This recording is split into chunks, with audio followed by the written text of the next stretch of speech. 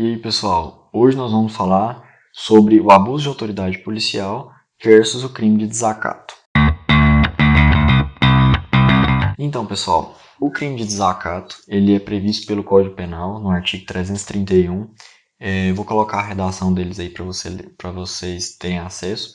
Para quem está ouvindo no podcast também, eu vou ler. O artigo 331 do Código Penal diz assim: desacatar funcionário público no exercício da função ou em razão dela, pena de detenção de 6 meses a 2 anos ou multa. Então, conforme vocês podem ver, o conceito de desacato ele não está presente na tipificação, né, ou na previsão legal do Código Penal, e por ele não estar presente, ele acaba se tornando um instituto jurídico muito amplo, e por ser amplo é subjetivo também, acabando que sua interpretação vai decorrer do caso concreto. E aí o que acontece? O que seria então o desacato? E aí uma série de pesquisadores, né, que dentro da nomenclatura jurídica são chamados de doutrinadores, eles fazem um levantamento histórico do Instituto dentro da legislação brasileira e procuram aproximar o conceito daquilo que o legislador pretendia ao instituir esse crime ou ao criar esse instituto penal. E aí dentro da doutrina do Delmanto, né, que fez esse levantamento histórico e tudo mais, também vou colocar a redação aí do trechinho que ele fala, ele diz que o núcleo do desacatar, né, o núcleo do verbo desacatar, traz o sentido de ofender, menosprezar, humilhar e menoscabar. Né, isso se referindo ao funcionário público no exercício da sua função ou em razão dela. Então, o crime de desacato, né, já deu para ter uma noção melhor, ele tem duas vias. Né, uma via direta, que é o desacato do funcionário público no exercício da sua função, e de forma indireta, que é o desacato do funcionário público em razão dessa função que ele desempenha. Então, o que acontece? Esse desacato, por ser um conceito muito amplo, por ser um conceito muito subjetivo, e mesmo com os verbos trazidos pela doutrina para melhorar esse conceito, para tornar ele uma coisa mais objetiva e mais compreensível, acontece que, ainda assim, é muito, muito subjetivo, porque o que é ofender um funcionário público no exercício de sua função?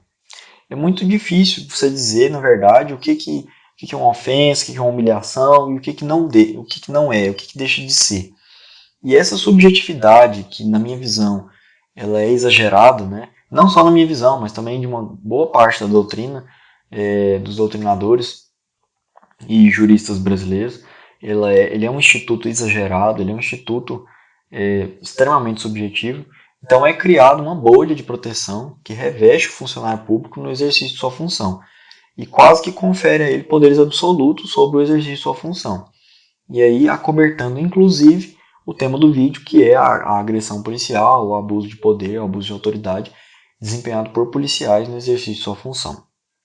E aí o que acontece? Apesar dos dois institutos serem previstos pela legislação, serem tipificados, né, pela legislação como crime, então tanto o desacato quanto o abuso de autoridade também serem crimes, mas na verdade todos os dois são conceitos extremamente subjetivos e não se sabe, no caso concreto, o que foi realmente um desacato, o que foi realmente um abuso de autoridade. E aí, em casos como esse daí, vai valer a interpretação do juiz, né, que está avaliando o caso. E aí, como a gente está acostumado a ver e saber também, de acordo também com a grande parte da doutrina e das pesquisas que são feitas na área jurídica, né, até mesmo por doutrinadores, pesquisadores, juristas que estão mais voltados às pesquisas de cunho social, da lei, da justiça e do direito, a gente percebe que, em casos como esse, o que tem prevalecido é a palavra do funcionário público em detrimento da palavra do civil. E aí, nesse caso, né, no caso específico do abuso de autoridade policial, a palavra que tem tido mais valor é a palavra do policial em detrimento do contido ali, ou do acusado, ou da pessoa que está sendo averiguada, enfim, tudo isso. Então, acaba que é muito difícil comprovar na prática quando que ocorreu realmente um desacato e quando que não ocorreu um abuso de autoridade, mas sim uma resposta um pouco mais positiva do agente do Estado. Na verdade, boa parte dos juristas que avaliam o Instituto do desacato, eles avaliam de forma negativa, inclusive fazem um questionamento a respeito da constitucionalidade desse instituto, alegando que ele seria inconstitucional, porque o desacato, na verdade, ele protege o funcionário público que está a serviço do civil. Então ele cria uma bolha de imunidade totalmente a todo tipo de acusação, porque e seria inconstitucional porque o funcionário público ele está ali em função do civil. Então não é o civil que deve temer o funcionário público, mas sim o funcionário público que deve temer o civil. E por isso seria inconstitucional, porque toda a esfera pública está, na verdade, a serviço do cidadão, está a serviço do civil, e, enfim, todas essas questões que a gente sabe muito bem que na teoria estão presentes, né? Mas quando se passa para o âmbito prático, ou para o dia a dia, a gente sabe muito bem que o que acontece não é isso, é totalmente o oposto. Na verdade, o civil é que teme a atuação do funcionário público, que na verdade está ali, no caso da polícia, está ali para garantir a segurança, está ali para garantir a integridade, está ali para garantir para que todo o aparato jurídico do Estado, toda a tutela jurídica do Estado seja realmente colocada em prática na vida de cada um daqueles sujeitos, seja ele pobre ou rico, né? Mas enfim, a gente sabe que isso não acontece na prática. E principalmente no âmbito das manifestações, que eu acredito que é o principal foco da questão do abuso de autoridade policial, onde há averiguações abusivas, há comportamentos agressivos por parte dos policiais, há excessos, enfim, todas essas questões que a gente já até vê acontecer, né, no jornal e vê acontecer pessoalmente. Então, assim, a gente sabe muito bem que, além de uma questão social, também existe essa questão jurídica que acaba criando essa camada de impunibilidade do agente público em detrimento do civil. Porque o que vai provar que houve realmente um desacato ali naquela situação? O que acontece na maioria das vezes, e o que eu disse que é difícil de averiguar no caso concreto, é porque em manifestações e tudo mais, às vezes o policial vai fazer uma averiguação, vai fazer uma contenção, e ele já vai com um comportamento agressivo, já vai com um comportamento abusivo. O manifestante, obviamente, não vai aceitar, né, aquela contenção agressiva, aquela contenção abusiva, arbitrária, ele não vai aceitar. E no momento em que ele não aceita, na verdade, incorre, né, entre aspas, num crime de desacato, porque ele poderia estar ofendendo, ele poderia estar humilhando, ele poderia, enfim, todos esses verbos que são extremamente subjetivos e colocados pela legislação e pela doutrina. Na verdade, dentro da legislação hoje não existe uma solução prática para isso. E é por isso que tantas pessoas são cada vez mais vítimas desse tipo de atitude, e esse tipo de atitude acaba sendo cada vez mais disseminado no meio público, porque não existem limitações para esse crime de desacato. Por que não existem limitações? Justamente porque não existe uma objetivação do conceito de desacato.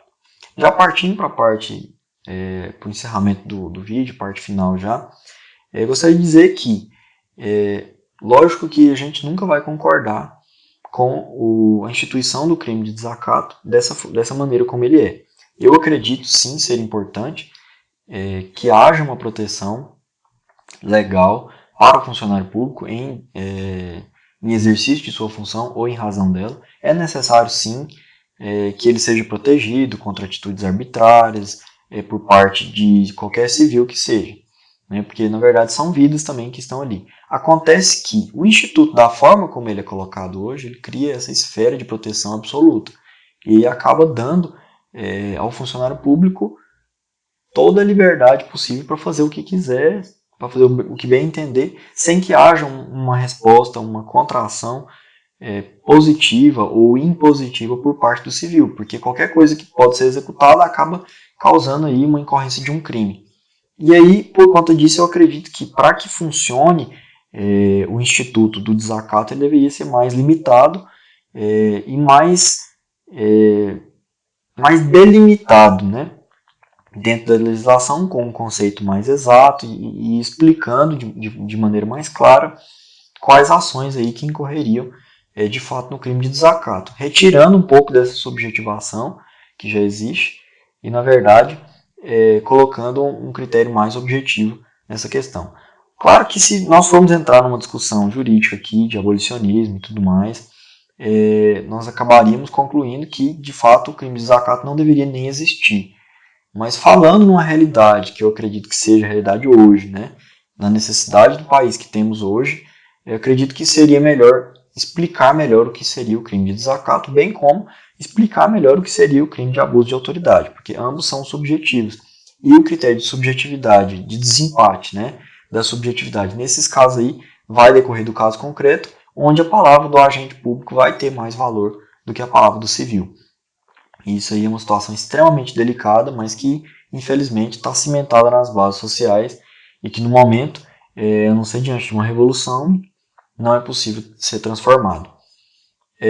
A criação de mais leis, na minha visão, não resolveria um problema, porque nós teríamos só um aumento dessa complexidade que já existe, e é justamente a complexidade que traz a confusão e que, consequentemente, traz a violência, fomenta as ações, as atitudes agressivas e abusivas dos militares no exercício de sua função. Então, eu acredito que nós temos que enxugar mais a legislação, e nesse sentido de enxugar mais a legislação, trazer conceitos mais bem fechados, melhor elaborados, e que tratem melhor essa questão para que não haja confusões no plano prático.